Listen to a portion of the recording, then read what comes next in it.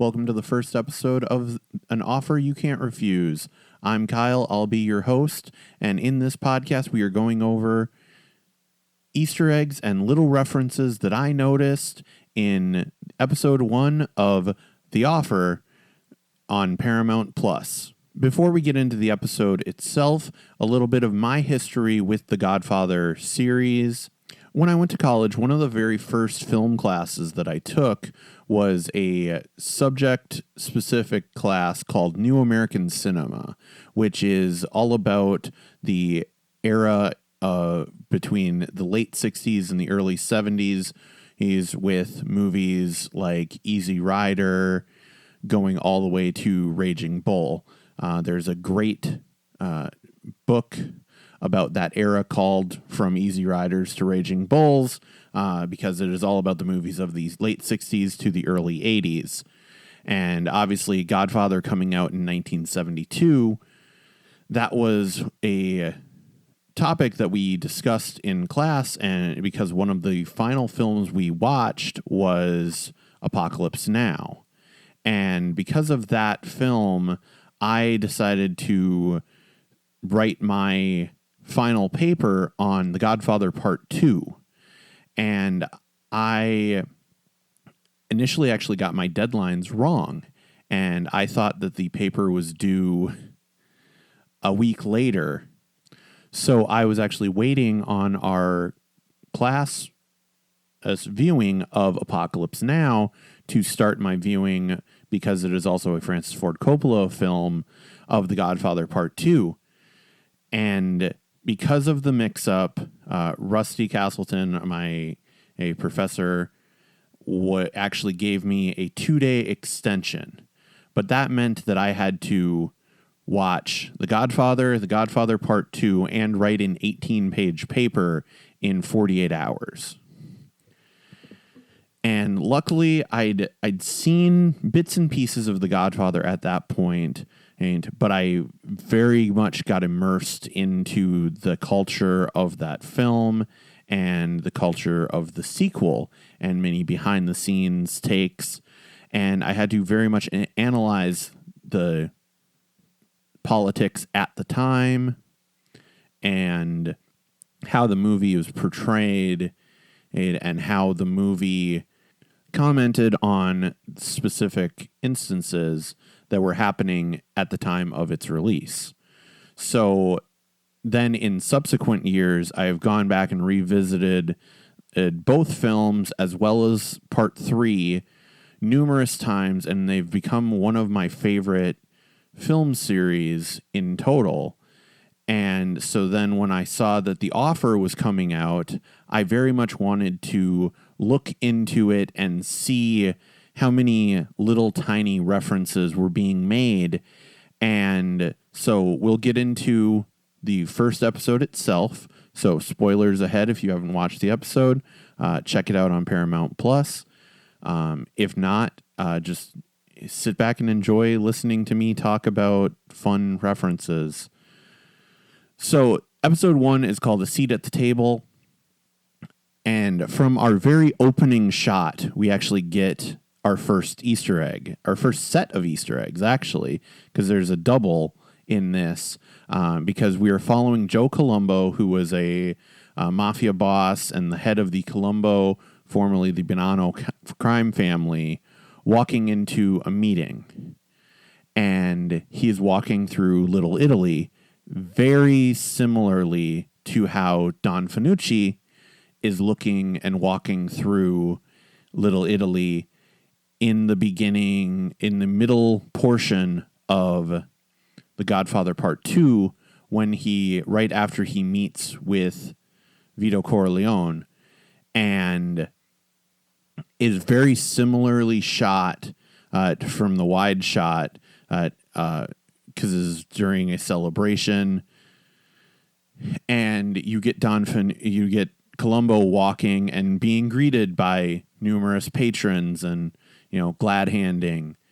And he walks in, and then one of his bodyguards goes around to grab something from the stand, and one of the other bodyguards says, "Hey, leave the cannoli," which is very much a reference to the "leave the gun, take the cannoli" line from The Godfather that Clemenza says after they take out Paulie.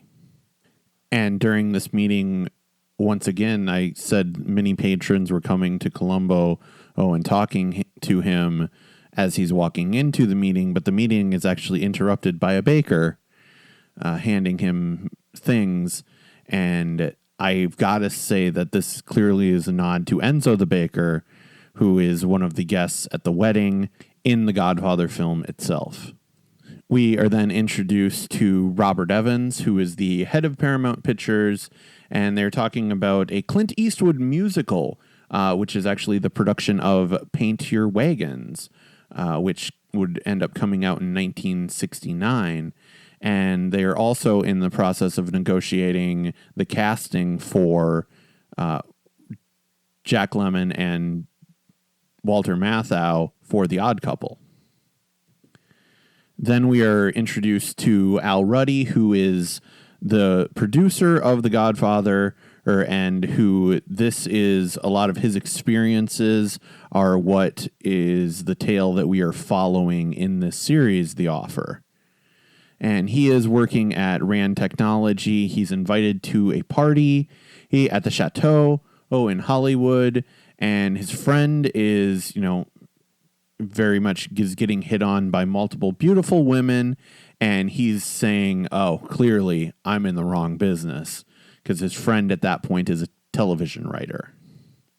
And we're quickly introduced to a lot of characters here, and then we finally cut to Mario Puzo, who had just written a book and is very down on his luck. He said 3 people showed up to his book signing, and his agent or manager, I don't know quite which, they never really say, tells him that, people really responded to your mafia character, who was a side character in this book.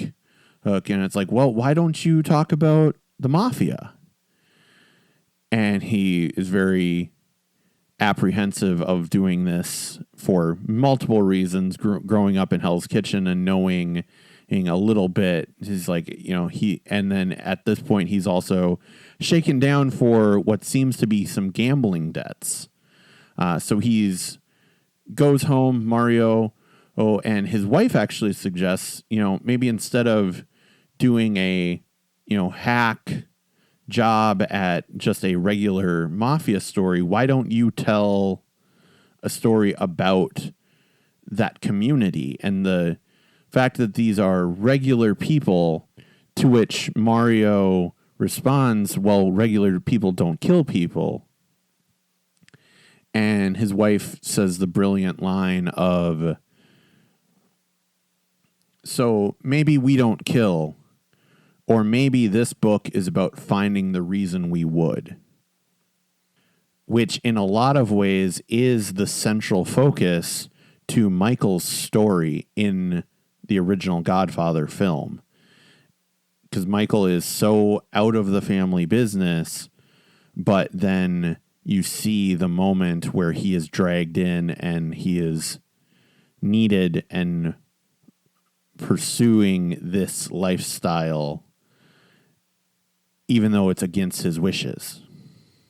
And then this also cuts back and forth between Mario starting to write and Albert Ruddy at the party still, or at a different party, and he's talking about how formulaic so many of these sitcom tropes are. How, so many characters are the same, but what could be the biggest difference would be Ruddy ends up saying if you really want to disrupt things, you put your cast of characters where they least want to be. And so they're slowly pitching ideas of war comedies, but they are never set in the actual war, he says, because everyone thinks, that's too sad. And then we go back again to Mario Puzo, and he is typing away on the typewriter, and he tells his wife about the fact that he's come up with the story, and it's going to be about these three brothers. The oldest brother is a hothead. The middle brother is very kind, but he is a little weak. And then the youngest brother is a war hero who went off to fight in the war and doesn't want anything to do with the family business. And then their father is a combination of all three. And a very powerful, kind man, and he doesn't want any of this kind of stuff for Michael. He wants Michael to succeed, and he never wants him to have to go into the family business. And this is when he even talks about how, at one point he's hoping Michael could make more of himself, be a congressman, be, Senator Corleone, Governor Corleone. And right after that, we go to Ruddy's pitch to the studio, to television studio. And at first, him and his partner pitch basically a workplace comedy called Modern Warfare.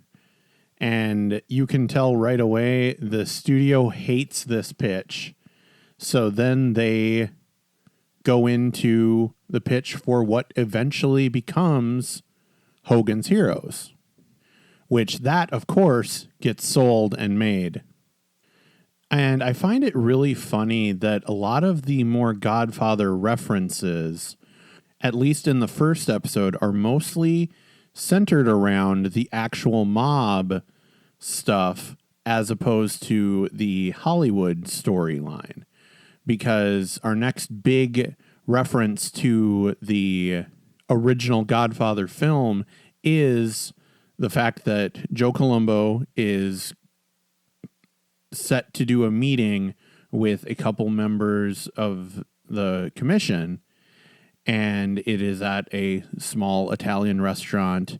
He excuses himself to go back to the bathroom, and that's where we see him with a gun, complete with the old-fashioned pull-down toilet, very much mirroring the Michael going to the bathroom when he has the hit on Sollozzo and McCluskey.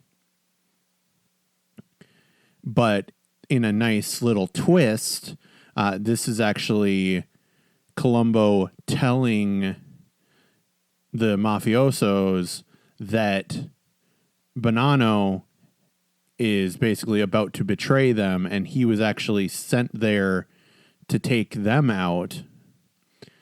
But he doesn't agree with how Bonanno is handling things and thought that they should be informed and to let their decision be theirs, which this is apparently a true story on how this actually took place. And that is why from then on, because he was a ranking member of the Bonanno crime family, and because of that service that he does to the commission itself, that is why Colombo takes over for Bonanno, and it becomes the Colombo crime family. And then the rest of the episode kind of happens. We are finally introduced to Betty, who is Ruddy's secretary, played by the wonderful Juno Temple. And she starts pushing things in motion and to actually get Francis Ford Coppola hired. And then it's in the trailer, and it's a nice little scene of Francis Ford Coppola and Mario Puzo cooking.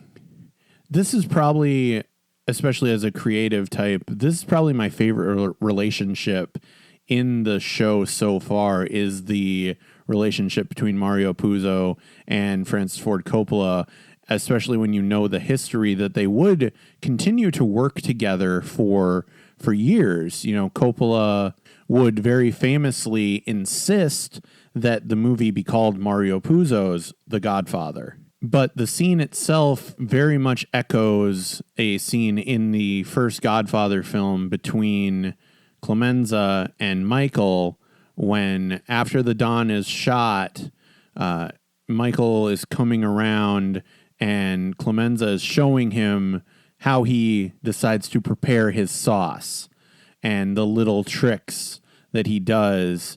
And this was very important to Francis Ford Coppola. He even mentions it in the commentary about how he wanted to base it so much in reality, and so much of, the cooking and seeing, people interacting like everyday lives, to humanize these very dastardly, characters.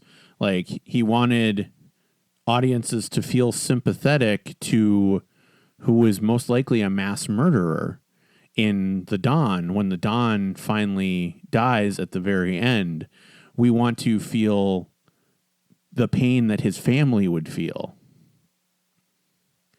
One of the other last notes that I keep thinking is really funny, it seems like it's a running gag throughout the first few episodes, is that of Bob Evans pitching his wife at the time, Ally McGraw, into all of these movies. Like, he pitches her into A Love Story as the lead. And then there's all these references subtly to Steve McQueen.